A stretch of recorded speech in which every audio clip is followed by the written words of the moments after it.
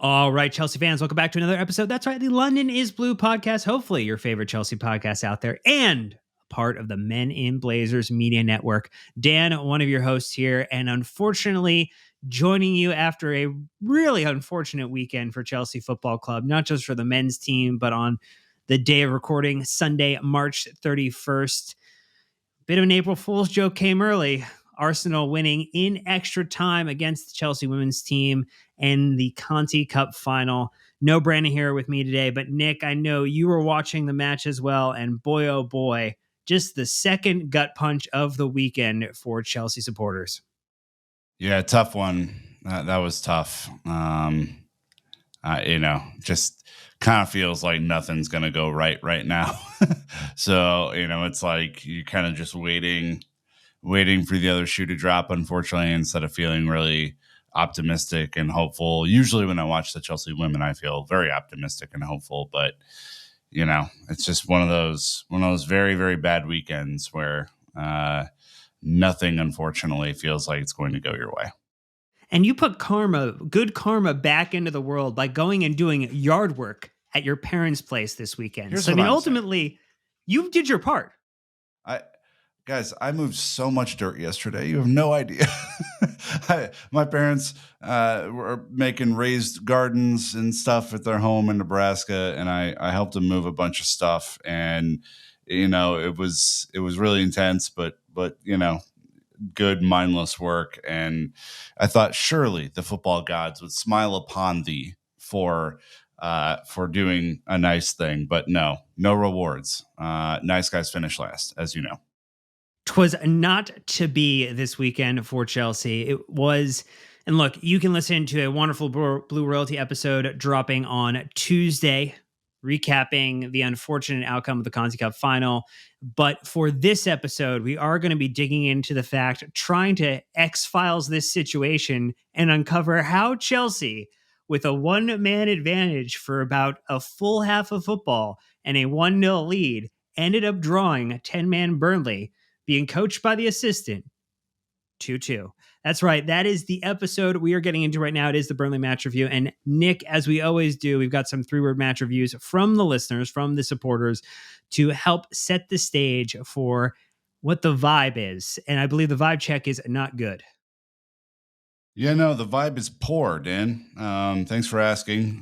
Pablo P with more March Madness alliteration and dual references, so you are top of the class, my friend. JKT 890. Man, that's a mouthful right there. We got burned. Burnley burned. Fair enough. We'll accept it. Boston Blues with pathetic. That's one word broken up to 3, and it still works. So well done. Jeremy with we could have lost. Correct. Ollie Glanville, apathy is dangerous. We'll talk more about that later. Evogel with allergic to winning. My allergies are really bad right now, so that's funny. Sloth on holiday with Cole Carey's club, and then 5 takes and 5 strikes. Panenka and Payne. Every time I see Payne, I think of R.I.P. Andre Brower in Brooklyn Nine-Nine with Payne. That's the one I took there. So yeah, there's a lot of bad vibes in here, Dan. Thoughts? Well, look, I went with, but the data, Nick. The data would say we should have won this game without any issue. The data would say that we should be top 4 in the Premier League. But boy, oh boy, the data and the results are super disconnected to the point where it's almost mind-breaking how bad that separation of the two is. And you wish they could get just fractionally closer to one another. But the data. Mine is PSR, points sorely required. So for those who are football finance and football fans, that one is for you. Oh, look, you treat the people right, like we like to do at the top of it with some admin. We get out of the way early and then get into the conversation. But we want to say thank you to the amazing supporters of the London is Blue podcast, who leave 5-star reviews on Apple Podcasts and Spotify. Always appreciated. You can subscribe on YouTube as well. Hit the bell icon to get notified. We always appreciate likes and comments on the video too. Not required, but appreciate it. You also can sign up for our free weekly newsletter, most often on Wednesdays, sometimes Thursdays, from the wonderful this fantastic Sam, you know him as CFC Central. And then you also get in the conversation, free or paid, in our Discord community. So with all that said, we have to get into it. We tried to put it off. We Do we made it have 5 to? minutes. Come We have on. 5 minutes before actually talking about the match that was Chelsea versus Burnley this past Saturday, March the 30th, in the Premier League at Stamford Bridge. And the scoreline: Chelsea 2, Burnley 2. Goals started in the 44th minute, should have been earlier, with a Cole Palmer penalty. But after halftime, it was a quick response from the visitors. Cullen with a assist from Brownhill in the 47th minute. Cole Palmer, though, again in the 78th minute to put Chelsea in what looked like very, very comfortable position to see the game out. But boy, oh boy, 3 minutes later, O'Shea with an assist from Cullen. That's right, had 2 contributions, goal and assist. And that was how it ended. Why don't you run us through the lineup, Nick, to remind people who was on the pitch, who came in, and who kept themselves on the bench. Yeah, so Georgi Petrovic back in goal after Sanchez came in for the FA Cup game, what seems like an eternity ago now. Marc Cucurella, Benoit Badiashile returning to the lineup after a significant amount of time away. Axel Disasi and Malo Gusto make up your backline. Enzo Fernandez and Moises Caicedo make up a surprise midfield pairing, considering that they were half a world away for the international break. Mikhailo Mudryk, off of his wonderful goal that advanced Ukraine into Euro 2024, started on the left. Conor Gallagher in the middle, Cole Palmer on the right, per usual, with Nicholas Jackson up top. Used substitutes: Noni Madueke in the 62nd minute for Conor Gallagher, Raheem Sterling in the 73rd minute for Moises Caicedo. In the 87th minute, unfortunately, Malo Gusto started grabbing his hamstring, so Alfie Gilchrist came in to finish out the game. Unused subs of Marcus Bettinelli, Thiago Silva, Josh Akimpong, Cesare Cassidy, Jimmy Turainen, and David Washington. So still a pretty young bench here, but we're getting some of our regulars back in, I suppose. Look, top line stats, I know I just said but the day at the beginning, but it just paints a terrible picture when you see that Chelsea had 4.26 expected goals to the 1.64 for Burnley, 69% of the possession of the ball to Burnley's 31%, 33 total shots, 13 on target to Burnley's 18 total shots. Again, that is way too much. Way too many. 7 on target. You had a numerous amount of big chances, 6 for Chelsea, but 4 for Burnley. 4 big chances missed by both sides. Both sides hit the woodwork. And when you look at goalkeeper saves on the day, it was 4 for us, 11 from Muric, who absolutely played an exceptional game for Burnley. He prevented 2.82 goals worth of attacking thrust from Chelsea. And on the opposite side, Petrovic was good for a negative 0.18. So a underperformed for him on the day. Not great, Dan. Overall, I mean, look, 33 shots for Chelsea, fair enough. I think 13 shots on target's a little light, considering that this is their backup keeper and all we did was shoot the ball right at his face the entire game. But it is what it is. 18 shots given up on the other side with 7 on target. Just not good enough. I mean, this is a Burnley team that is just not good at all. They're going to get relegated this season. It is an embarrassing defensive display for this team, and we were made to pay for it.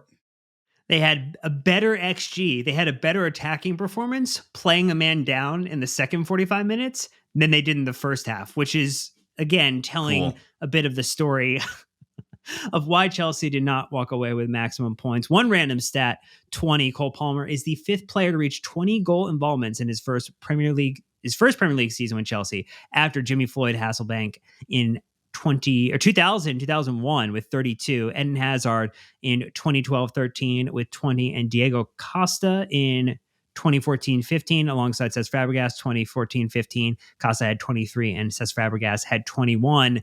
Esteemed. That is some wonderful company for Cole Palmer to be in.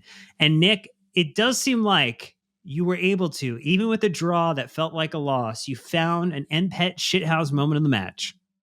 Well, I didn't find it so much as it found me, and I appreciate when those of our loyal followers are out there looking for shithouse moments in the match. It really does help because as much detail as I watch the game in every single day that there's a match on, I do miss some stuff, and I appreciated Stephen Reynolds out there, Scuba Steve 8418 with the shithouse moment of the match. A Panenka on top of a second yellow, and the manager sent off is the ultimate shithouse moment of the year, and it's honestly pretty good. It's pretty good. I think I think for those who are of the fairness variety, it probably wasn't a second yellow. It probably shouldn't have been a sending off, and we can talk about that later. But I agree with your take that the Panenka on top of it was dirty and wonderful, and showed that at least one player in our team has some personality and some composure to do the job. And his name is Cole Palmer. So excellent. Well, we're going to take our first ad break. When we get back, it's going to be a story about how this was a masterclass. You could pop that one up there on the website on how to give a relegation side a fantastic gift of one major point. So stay tuned. We'll be right back.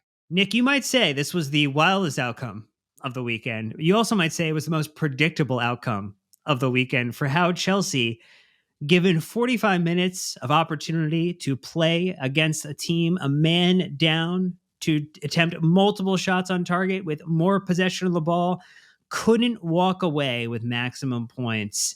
Just the tale of the season again and again and again. See, Dan, I've been told that there are times where I'm not Mr. Positive. I've been told that there are times where I need to be a little bit easier on the team, perhaps display some exuberance for the squad. And so at halftime, I was like, you know what? Up a goal, up a man, feeling good. I think, Nicholas Jackson's going to get a couple of goals. I think Mudrik's going to get a goal. I think we're going to win this one going away and, take that, momentum into United on Thursday. And what I got for that positivity, Dan, was the complete fucking opposite of that from the team. They decided to take my positivity and throw it right back in my face and make me look like a fool. And so for those out there who are like, but Nick, you're never positive. You never blah, blah, blah, blah, blah. Because I have trust issues now. Okay. I have trust issues. I tried it. Didn't work. In fact, didn't work spectacularly. You could argue that in the second half, not only were we outscored 2-1, it could have been 4 or 5. Like, Burnley had some really good chances. They possibly could have won this game with 10 men at Stamford Bridge, a place that we have played pretty well this season, to be candid. Like, I think we've, reestablished some sense of home field advantage. But holy shit, was it just a complete and utter apathetic, terrible second half. This team cannot start a period of play with any sense of urgency. They cannot understand situational football. And it is unbelievable / incredibly believable that we played so fucking bad. And again, for a team that hasn't won fuck all this year, nothing. They've won nothing this year. To come out with a sense of we've already won this game against a team that is literally fighting for their Premier League lives, and we're handed a lifeline with the Nottingham Forest points deduction, to just have that arrogance when you haven't done anything to deserve it is cataclysmic, man. So there's a bunch that we can pull out of there. Enough of a rant for you there, Dan? You like that? This is a good way to start. You got to start with the rant. I mean, to your point, the first half was more solid of a performance on this Chelsea side. 62% possession, 16 shots, 7 on target, 3 big chances, though 2 of those were missed. 2.42 of the XG that Chelsea had of that over 4 came in the first half. And there was also the not so clear and obvious goal taken off for Disasi that kind of felt like the flip one was a bit of a retroactive oopsie daisy. Maybe we got this wrong, so we won't be as hard, because Chelsea don't always seem to get a fair shake when it comes to video assisted refereeing. Maybe. Though I would want to point out to you that we have not done the best job of returning to a winning side at home. Again, like comparing to last season where Chelsea finished with 40 points, 44 points. We are at 40 now. So we do have time to eclipse last season's total points in the Premier League, which would be, I guess, an accomplishment, question mark. Our home form this season, 6-4-4-2, 22 points. Our away record, 5-3-6, 19 points. Or sorry, 18 points. Last season, 6-7-6, 25 points at home. And it was 5-4-10, 19 points away. So I would say we might end marginally better in both this year, but not a resounding change in either way. I think this match leaves people with a lot of questions. I think we want to talk about the motivation. I want to talk about the fact that at halftime, this team just seems to undergo a transformation in how they play. But just because we started off with a rant at the top that was a little more heated, had a little spice to it, I do want to try to take a moment and pull out at least one or two positives because, again, Chelsea were winning up until the 81st minute. And I would like to call out that that was mainly due, I think, to players like Cole Palmer and Mykhailo Mudryk, who had, in general, very strong performances on the day. This is one of the very few 90 minutes that Mykhailo Mudryk has had a chance to play for Chelsea. It's also another game where maybe it didn't start off great for Cole. And I think maybe that was the entire team were struggling in the first 15, 20 minutes to get into it. But he was showing off some more of that swagger, some more of that I'm going to find a way, make a way opportunity time frame on the pitch. And I think in general, if I'm someone that thinks there's not a whole lot to play for left this season, I'm looking for moments like that to see Cole Palmer, to see Mykhailo Mudryk, to see young players who will go into a second Premier League season with Chelsea and be ready to go firing at the start of next season. Yeah, I mean, I think, look, there have been times this season where the offensive side of the ball has let us down, and there have been times where the defensive side of the ball has let us down. Today was one of the rare occasions where both did. And agreed that like 2 goals against 10 men should be enough to see out the result. But if you think about the missed chances, you think about the flub chances at the other end, this could have easily been, I mean, Chelsea put 4 on them away at Turf Moor. This is a team that we've already beaten this year. This could have, been done and dusted if there was any sort of clinical finishing. If Raheem Sterling heads the ball down into the net instead of skying it over basically facing an open net. I mean, Murch is like right in front of him. Like Cole Palmer misses a couple of really good chances early. Jackson missed one. Mykhailo Mudryk missed one, because he doesn't have a left foot, unfortunately, so he can't shoot on that side. Like I know we're going to talk about the defense. I know we're going to talk about all this stuff. I thought that Palmer was relatively good, not his best game of the season. I know SofaScore is giving him a 10. I don't agree with that necessarily. I thought he was okay in most of the game, and I think showed up when it counted. Had the 2 chances that he took, and he's one of the only players that we have this season that consistently does that. And Mudryk was decent. I think an 8-3 maybe is a little generous, but that's okay. I thought he was pretty decent. They definitely started to show up in transition as the game went on, which was great. His legs certainly didn't give out in this one, and one of the first times this season that he's completed a 90-minute game too. I mean, I think we talked about that previously. So I mean, it's hard for me to be too positive, but I think those 2 are probably on the day. Those are probably the outstanding performers. I think Enzo did okay as well. Yeah, I think maybe when you factor in the travel and the fact that they were coming back from South America, heading to England, that's not the most ideal situation. Like a Cole Palmer who said, "Oh, I didn't play for England, so let me go back home." And, others who maybe didn't actually have to go out on international duty. So that is something to keep in mind or to add in. Does maybe ask the question about why a midfielder did not come in to potentially replace one or two of those individuals, whether that was Enzo Fernandez or Moises Caicedo, to give them a little bit of relief.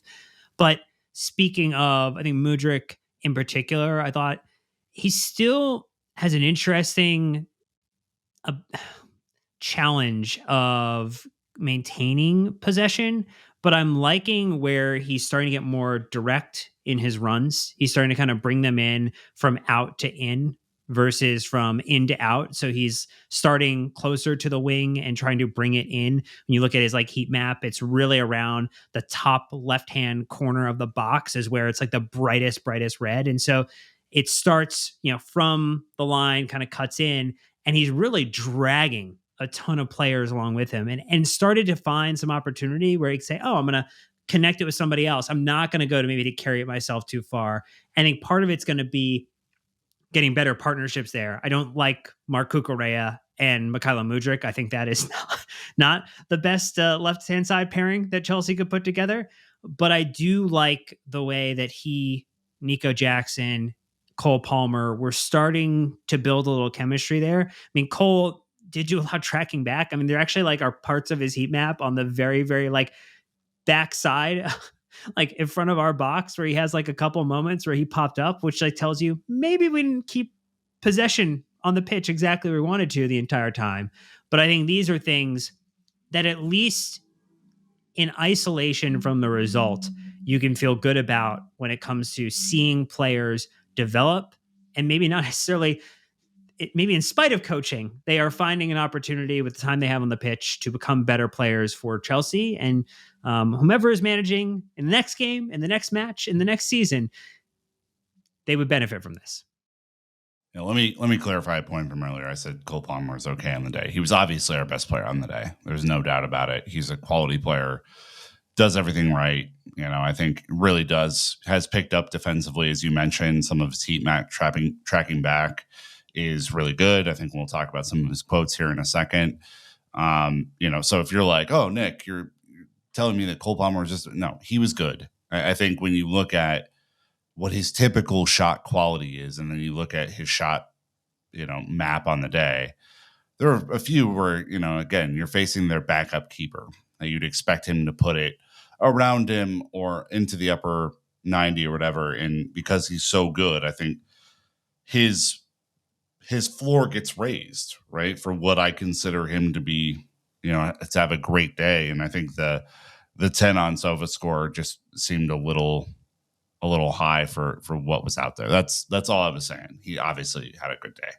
He did have a 1.7 individual XG. Again, I know people are going to be like, but the data, Dan. But part of that, a 0.8 is for the penalty. So it is a little higher in general. So if you kind of keep that in mind, but also 15 shot creating actions in a single match.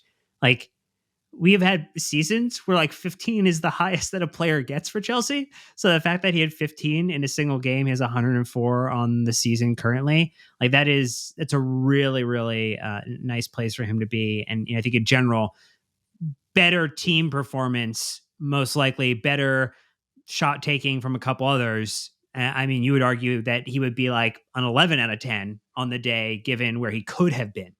Totally. Yeah. I mean, I couldn't agree more. I think as you look at the way the game was played out, he was one of the only players in the second half that started to, in my opinion, get better.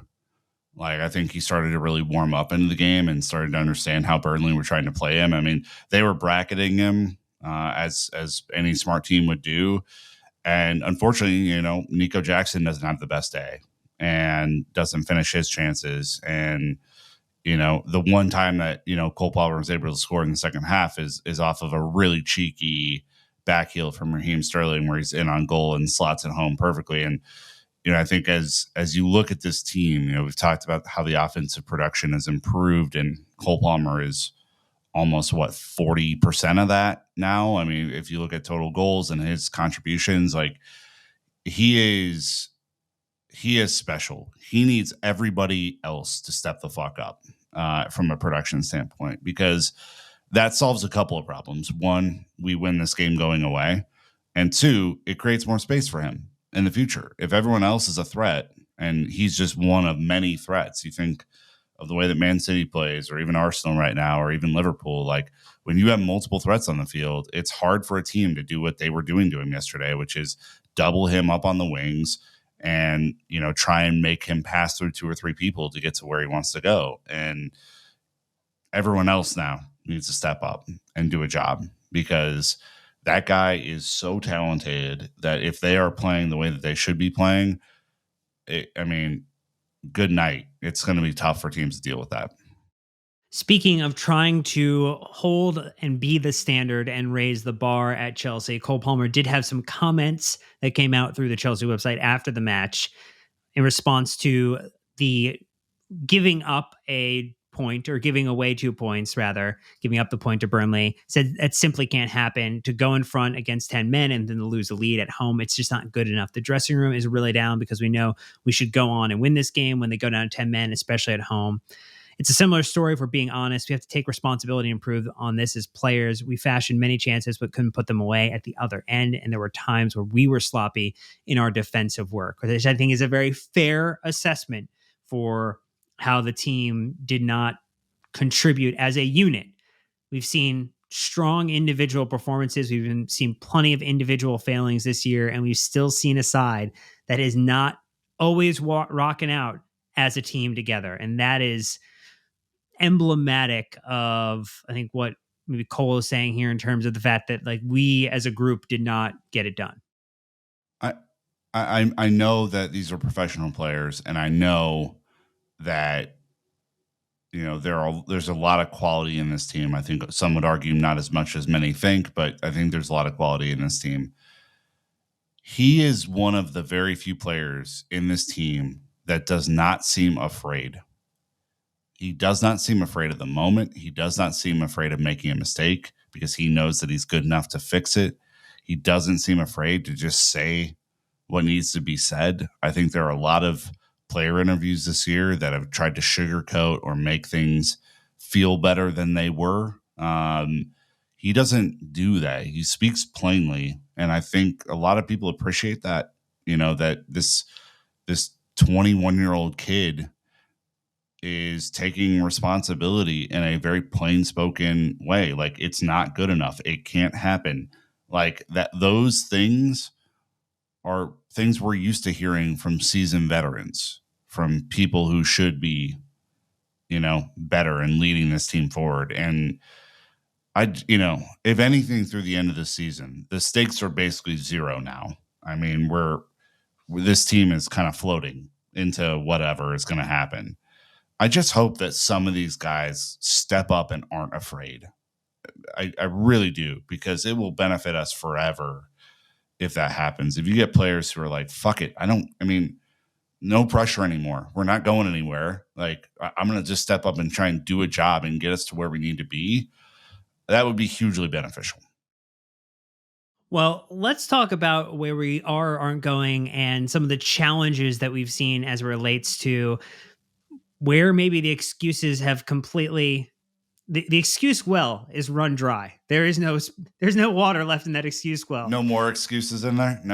No more excuses. We're going to talk about first half, second half performances. We're going to talk about the amount of points given away from winning positions and what that says about this Chelsea side. So stay tuned and we'll be right back. Hi, Nick. So Naz had a quote from Pochettino at the end of, or during rather, press conference after the match, saying, in the defensive phase, we conceded too much. Agree. It is more about being strong as a team. Sorry, but I'm not happy with the performance and we don't have the ball. And then he points to, this is Naz's element here, he points to his heart and head when saying where Chelsea were lacking. So we were lacking heart on the day, apparently, and we were lacking in the head on the day. And we referenced this stat a couple of weeks ago where we talked about Chelsea's first half performances and Chelsea's second half performances. And we got quotes earlier in the week from Pochettino, which we referenced earlier, that on the data, Chelsea, from an XG perspective, should be much higher in the table, which is just hey, we didn't manufacture our luck. We didn't take our chances. And yes, we are potentially improved, but we can't string together a result. And we have some struggles there. In a first half table, and this was before today's games with Manchester City and Liverpool and Arsenal playing, it had Manchester City at 49 points, Aston Villa at 48 points, Arsenal at 46 points, West Ham at 46 points, and Chelsea in fifth on 43 points with a +7 goal differential. So this is saying if you blew the whistle at halftime, and that was the only way you tabulated it, Chelsea would be fifth in this mystical table. If you move to the second halves of games, we are not first. We are not second. We are not even in the top 10. We're not even in the top 15. We are in 18th place in the relegation zone of second half table. Again, this is if you only played and counted minutes 45 through 90, Chelsea would have finished the season 7-6-15, which would be a grand total of 27 points behind Brentford at 29 and ahead of Burnley at 20. Thoughts and Dan, feelings? Do you know anything about averaging numbers? I do, yeah.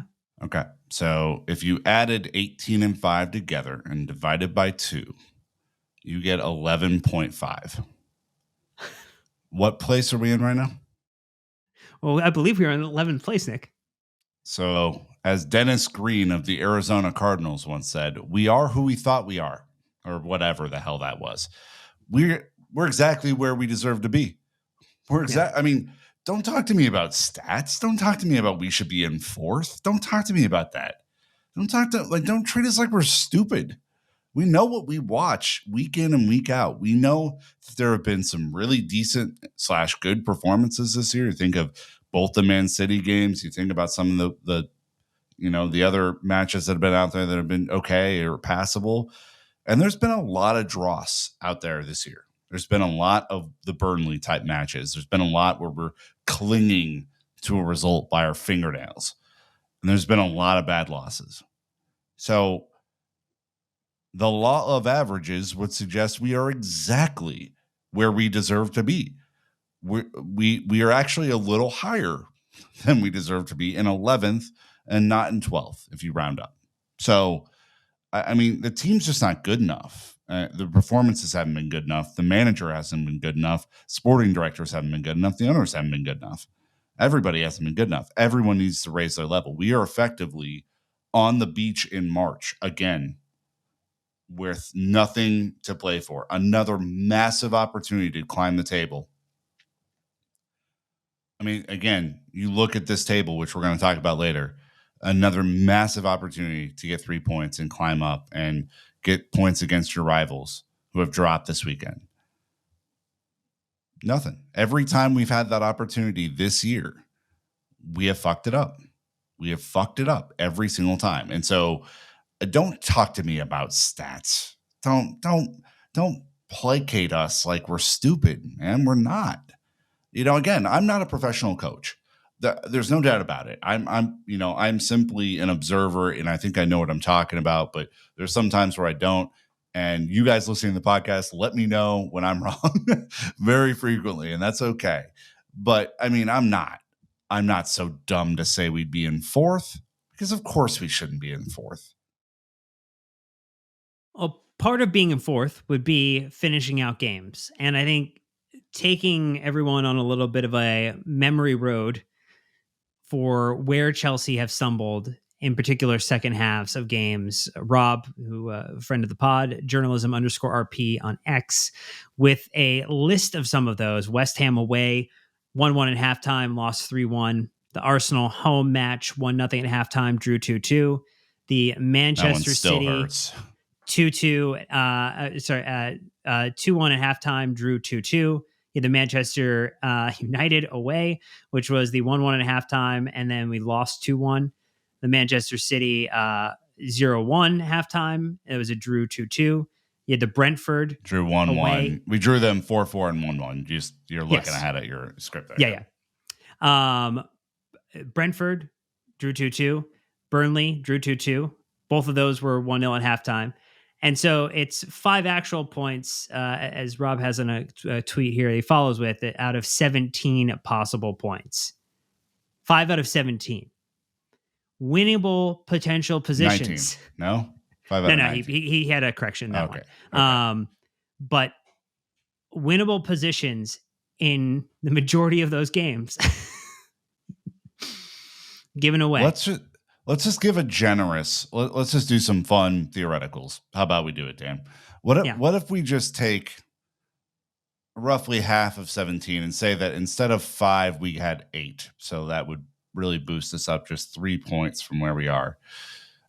We would be in 8th with Newcastle on 43 points or something like that.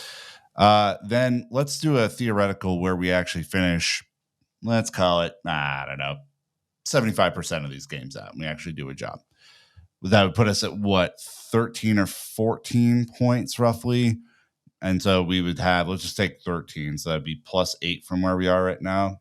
Put us on 48, tied with Manchester United in 6th place, playing them on Thursday with a chance to go ahead of them. Now let's do the whole number just for shits and giggles, even though it would have never happened this way, where we actually won all these games, because a couple of them were against City, and those were just fun. We would be plus 12 from where we are. That's 52 points. Creeping up on Tottenham in 5th. They have 56. It's a difference in the whole fucking season, Dan. It's a difference in the whole season. Even plus 3, we're still punching up. Like even if we finished half of those points, we're still creeping up. But like, I mean, even 75% of that, we're tied with United going into a game at the Bridge, where we have a chance to just solidify that place. Yeah. That's all very accurate. And I mean, you still have Opta's supercomputer giving us a 44.3% chance of finishing inside the top 8, which is just very, very interesting. Again, we've got a game in hand, but the game in hand is not necessarily against someone who's played worse than us. So I mean, that would be. We have Arsenal and Spurs. Yeah, which is great, which is real great. Great competition Tremendous. To give some points back potentially. I think all this to be said, this feels like an area, though, where this halftime switch and halftime change is one of the most controllable elements from Mauricio Pochettino. Like, I think there's a lot of elements that you could argue are outside of his control. The player injuries, maybe he has some of that, and how he trains the team, how he sets them up, what the week looks like, how we build up to games. He can't control all of the injuries. So like we'll give him some acknowledgement there. Can't control the officials and bad officiating. Every team is subject to that. You can't control players actually putting the ball in the back of the net, because he has put together some game plans this season that have predicated some really strong results. But the question of what happens during halftime and coming out in minutes 45 through generally 55 and 60, and Sideshow Bob raking it like foot to rake for 15 minutes is crazy. How consistently poor we are out of the break. And the question is, what happens during halftime? What are the instructions post restart? And what's the plan when it comes to subs? I think if we can have any answer to any of those 3 things, it wouldn't change the way that it has continued to happen. But I feel like the club, the manager, and the players would have a better path forward. And we would feel like we're not absolutely insane for wanting to ask these questions, and feel like if you had answers to them, Chelsea would be in a much better place. Yeah, I mean, I think it's like demotivational posters and sleepy time tea. I think that's what's basically happening at halftime. But I mean, Rob's thread, Dan, is worth, I think, reading out here, because I think there's just some shockers in here, right? And I think more than just the results, which we can talk about, the malaise at the start of both halves, by the way. Like, the start of the first half is barely better. I mean, I think we generally play better in the first half, but the start of both periods is so lax. Like, I don't understand how this team can't see the success of coming out and firing the way that we have against City twice. They came out from minute 1 minute 45, and absolutely punch City in the face. I don't understand how you could see that and go, I don't know, I think we should just be lackadaisical. I don't know, I think we should lazily pass the ball. I don't know, I think we should let this Burnley team fighting for its life back in the game. Like, that's basically how it looks to fans. And the atmosphere in the bridge yesterday at a halftime, or right after halftime, I should say, was expecting this, because that's what we've seen this year. Like, our eyes see what's going on. Like, it's not good enough. So I'll pass it back to you. But I mean, it's really something that needs to be studied. And I really wish that one of our journalist friends would ask Poch about this, because I mean, the results are the results too. It's not just the eye test. Well, this was another example of where we had a halftime capitulation in the fact that we allowed 3 shots in the first 12 minutes. That led to 1 goal. The first shot wasn't great. Very, very low chance shot, 0.05 on the XG scale. Then it was a 0.19, and then it was a 0.4. Total of 0.64 across 3 shots, though. In a 12-minute period on a side that's 1 player down feels really, really rough. I think that's the other, like, and added bit of context to this one, that, like, you had the assistant manager out there managing, because Vincent Kompany got sent off for very, very harsh red, to be said. And they end up firing. Craig Bellamy, and ultimately, by the way. Fucking Craig Bellamy from back in the day. I hated that guy. He was such a bastard. But yeah, he's good. He's a decent little manager too. well, and I mean, Brownhill had come in for Larson in the 46th minute. So, like, he had just come on too to assist that first goal, and then eventually, or to score and then to, generally be a bit of a menace for the majority of the game. So, like, when we just take a look at this season and when we end it all, this is going to be a thing of sliding doors. If we could have done anything better in the second half of matches, if we could have used our subs more effectively, if we could have come out stronger from 45 to 60, this team, to the point you made earlier, could be very, very well locked in to a European spot at the moment, could be fighting for a Champions League place next season. And, like, that is a controllable element for Mauricio Pochettino. I think it does not put him in the best position heading into the end of the season and heading into the summer, for where, as everything should be under review, as the ownership and the board and the manager and the players should all be under review by the powers that be, that is going to be a point that I think is going to be circled in bright, bright red to say, what the hell happened here? Is this fixable? Is this addressable with the players, manager, sporting directors we have now? And if it's not, make the right changes. Be planning now for the changes, because this data is not going to change that much between now and the end of the season. Yeah, I mean, all these results show is that you're going to miss out on the objectives that you've clearly stated that you want to hit. You can't be 18th in second half table and be in Europe. You can't do it. It's impossible. Notice how none of the teams, I guess Manchester United in 13th is like the aberration here, but, like, none of these teams are great second half teams that are in the top half of the table. And that might sound basic, but you're asking for an impossibility. I mean, United's been terrible and they're in 6th, but they still grind out results. I mean, they have 8 more points than we do. They also have the benefit of not conceding as many goals. And I think you want to talk about the defense, but this is another example of ship 2 goals to Leicester, ship 2 to Newcastle, ship 2 to Brentford, ship 2 to Leeds. Like, we are in a run of not being able to maintain a clean sheet. I mean, you could argue that technically we had a regulation time clean sheet against Liverpool in the cup final. They did put one past us in extra time. But you have to go back a very, very long way to get to a league clean sheet, which is the 13th of January against Fulham, where Chelsea won 1-0. Yeah, and look, I think part of this conversation is that the defense has been panicky at best and shambolic at worst. Part of the conversation is it's been a rotation all season. We haven't seen the same back four for any sort of consistent time period. Gone are the days where you get, Ivanovic, uh, Carvalho, those types who play 37 games a season. John Terry, obviously, Ashley Cole, those guys. We haven't had that stability in some time. Thiago Silva's been in and out, and I think mistake prone. Levi Colwill in and out.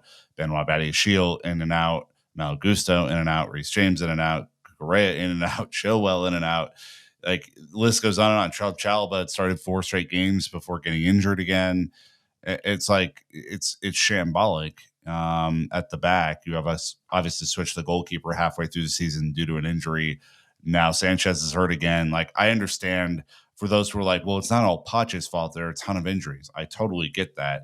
But if you know that, then why aren't we playing a little bit more conservatively to give these guys some breathers? Because clearly it's a bad transition defense. We get carved open all the time. All the time. It's a bad set piece defense. If you know that, and you don't want to hire a set piece coach, which was done for you due to your own stubbornness, then you can't give up corners. You can't give up free kicks. You can't foul. I mean, like, these are some things that you have to like bake into the cake if you know that, the pieces that you have are not necessarily like A1 pieces. So I don't know. I think there is both things to blame here, Dan. Like, I think the players certainly deserve blame. Badiashile didn't have a great second half at all. Disasi did not have a great second half. Malo Gusto was running the entire length of the field every chance he got, and Cucurella was still making individual mistakes by jumping up and leaving a ton of space in behind. It's a recipe for disaster, and it's been a disaster for the majority of the winter and spring now, where we've shipped way too many goals and we've looked like we're just not able to close out a game defensively. We look so panicked. Like, that corner in the 92nd minute or whatever, I was like, oh God, here we go again. Like, I have no confidence in him right now. Well, as we round out this conversation, I think 2 points of note that we'll take out of this match as well. Malo Gusto picking up the late knock, as you talked about, looked like maybe a hamstring, but again, we're not doctors, so we're just going to say what we think it looked like, but we'll wait for the official club report to come out. But that is a very bad thing. I feel like in general, if you're coming out of the match of that nature, probably means, again, not trying to forecast too much, but probably means he's not available against United coming up on a quick turn into Thursday. And so with that in mind, I mean, all of your options seem to be pretty unfortunate. Like, if Chilwell is available and healthy, can Chilwell go on the left-hand side? We've seen Marco Correa play on the right-hand side before. We've seen Axel Disasi play on the far right-hand side before. None of those look good. I think all we can hope for is that it's not a serious issue, because I think the last competitive match would be the FA Cup semifinal, where you would want to make sure that he is available, and there would be time, but hamstring injuries somewhere, with that 4 to 8 week kind of time frame, cutting real close.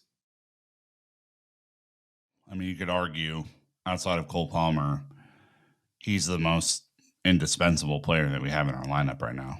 I mean, like, where would we be without him? And, the profile of the team is going to play a lot differently if he's not in there. I mean, he has been electric this year. Certainly has stepped up his game defensively, although that's not his best attribute. He's obviously such a creative attacking player, contributes so much to the attack, gives Cole Palmer a little bit of cover when, Cole's getting double or triple teamed. I think, takes away a little bit of that. So, yeah, if he's out, it's going to be a big, big challenge, and the team's going to have to play differently, and that's going to be up to Pochettino, right? Like, I accept, like I said earlier, that there have been way too many injuries, that he has not had his full complement of players the entire season. There is no doubt that he gets a little bit of grace for that. But it's also now up to him to make the best out of what he has. You have to make the best recipe with the things that you have in your cabinet, even if it's not what you wanted to eat at the beginning, right? It wasn't your best conceived or best selling dish. So now let's see, right? Let's see if Alfie Gilchrist gets a run out on the right. Let's see what happens with the midfield configuration, as they're going to be leggy as shit on Thursday. They're going to be really, really tired. They spent way too much energy in a game that they shouldn't have spent that much energy in. So, it'll be really interesting, but ultimately that's up to him to figure out how to play against United and beat a United team that is not fucking good. They're not good. You have to beat them. So I don't know. The last point of order before we look at the weekend's results and the table is just because it's tangentially connected to Chelsea through by way of Blueco, is just the fact that there was a bit of a Strasbourg Ultra march against Blueco in the lead up to this most recent fixture. They did win against Rennes this weekend, 2-0. They were flirting with the relegation zone at one point this season, which I think is why people have been and why supporters have been very uncomfortable over there about the state of the takeover. They currently sit on 32 points. If they were to get into the relegation zone, looks like that point drop off right now is 26 points. So we're talking about a 6-point buffer between them and the bottom. So not necessarily safe, but at least heading in the right direction after 2 back-to-back wins. Yeah, I mean, let's categorize. Let's just, I know we haven't had our friend J-Dub on in a little bit to talk about Liga and Strasbourg, which we will absolutely do soon. Let's talk about the League One table, because it's a little bit shit showy, guys. Like, just to be honest with you, like Strasbourg in 12th on 32 points is exactly 7 points off of 7th, which is Marseille, and 10 points off of a European spot in 6th, which is Lens. So this is not the Premier League where you get like a really clear shuffle of who's top, middle, and bottom. Like, it's all a shit show, and PSG is leading the league by 12 points and will win the league again. So this is not to say I am like, upset that they're upset or anything like that. I totally understand that they're upset. I'm upset with how things have gone.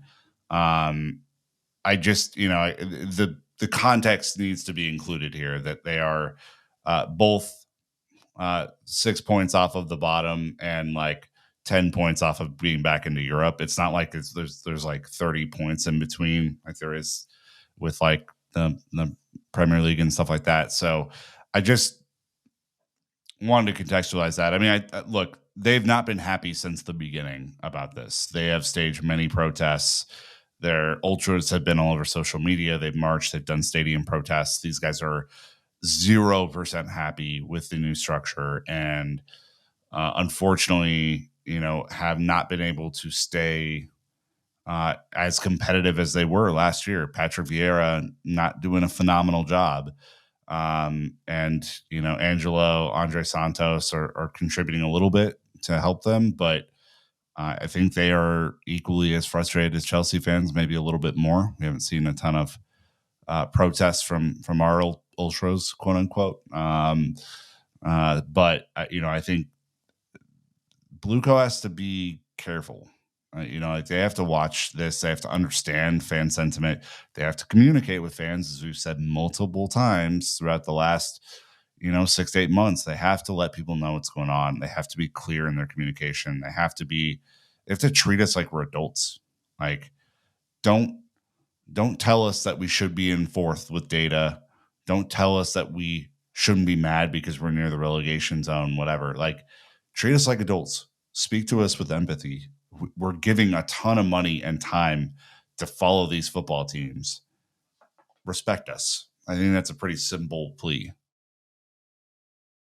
Well, that would be fantastic. As we look at the other results from the weekend, Chelsea and Burnley was a 2-2 draw. Luton got out early but could not hold back Tottenham 2-1. Bournemouth beat Everton 2-1. Sheffield and Fulham tie at 3 apiece. Wolves get battered by Aston Villa 2-0. Man United and Brentford tied at 1 apiece. Yet Liverpool, after getting a little bit of an early shock from Brighton with the first goal, going up 2-1 to continue their winning ways. And then it was Man City and Arsenal with a pretty average draw. You had Forest and Fulham coming up later in the week, and then also Newcastle and Everton to close out the match week. But all that means Liverpool is currently atop the table, 67 points. Arsenal 2 points behind at 65, and then a point behind them, Man City at 64. So very, very tight at the top. Still anyone's game when it comes down to who could be atop the table for those three at least. Then there's a little bit of a drop off in fourth place at Aston Villa at 59, Tottenham in fifth at 56 points. And then it's where it gets a little tighter between the next couple. Man United, as mentioned, at 6, 48 points. West Ham, 44 points in seventh. Newcastle at 8th, 43 points. Brighton, 42 points, ninth place. Wolves, 41 points in 10th. And that's right, Chelsea, our beloved Chelsea, 40 points in 11th place. At the bottom of the table, you had Sheffield United at 15 points, Burnley at 18, Luton at 22, and Forest now also in danger, only out of the relegation zone by goal difference on 22 points as well. So just a very, very interesting end of the season, both at the top of the table and at the bottom of the table. And maybe Chelsea can make it interesting by winning a few games and getting into a top 8 spot. But boy, oh boy, it is not going to be easy for this side. Yeah, it's a bang average Premier League this year. Can I say that? It's a pretty bang average league. I think the three at the top are so far better than everybody else that it's fine. They're okay, but these are not like, I think we've had way better title races in the last few years. I think this is kind of a war of attrition almost between these three. Liverpool with their injury problems, Man City not playing as well, Arsenal scraping by in a lot of matches. Like it's okay, but that draw between Arsenal and City today was pedantic. It was boring as shit, and that's not the way that the title races looked previously. So kind of feels like we're going out with a whimper instead of a bang, but it'll be interesting. I mean, Everton just announced huge financial losses today that puts them back in the hot seat from a PSR perspective. Obviously a lot of other stuff to come on the PSR front that we'll be looking at, and I'm sure we'll get a financial expert on who isn't an Arsenal fan to tell us the real story about where Chelsea are. I know you guys saw that thread going around. Let's just take that with a grain of salt, but lots to come. Chelsea are not going to get into Europe this year. That is 9 games left. I don't see it happening. I think you look at where we are right now. You look at the lack of consistency. We've needed to string together 3, 4, 5 wins. Haven't been able to do it this year. And you cannot climb up the table. You cannot do the business if you're win, lose, draw, win, lose, draw, win, lose, lose, win, lose, draw. Like it's impossible. And that's why we are where we are. We're going to play a very, very, very bad United team who is 5 places above us on Thursday. I expect that to go very poorly. And I expect there to be a general malaise that happens at the end of the season. So not to be Debbie Downer there, but I mean, you can't beat 10-man Burnley at home. I don't expect a whole lot through the end of the year. Yeah, I think the biggest thing to me as we close out this episode is to look for player improvement, game over game, and to focus on the individuals who are, at least through their performances, saying with some level of authority that they want to be here this next season, that they want to play for this team, that they still see an opportunity to be a positive contributor and not necessarily go through the motions, be a part of the problem actively in the way that they try to take the game over, that they try to involve themselves, are generally thinking that they are contributing to being a part of the solution. That is the thing that I am taking solace in over these last 9 games, plus whatever we play left in the FA Cup. And who knows, we could be in a final. Again, not guaranteed when it's against Man City, but we've had some fun games against them this season. So maybe that's one of the last few strong performances we can anticipate from this side. But I think it is with all eyes ahead to making sure that there are a lot of lessons learned, that we really understand what those are and apply those towards this summer and the next season, because 2 years of this is going to feel really, really rough. And at a certain point, it starts becoming an aberration and it starts becoming the norm. And so let's find a way to say no more. It's not going to be our norm, and we're going to start the path upward after taking a couple of steps backwards. That's going to do it for this episode. There's plenty of more content coming at you this week. We've got Blue Royalty. We've got a couple of we've got a preview pod. We've got another match review. It is chock full of content, and hopefully they'll be talking about more positive elements with what's going on with Chelsea. But that is going to do it for this episode. Thank you so much for listening, and until next time, Chelsea fans, you know what to do. Keep the blue flag flying high.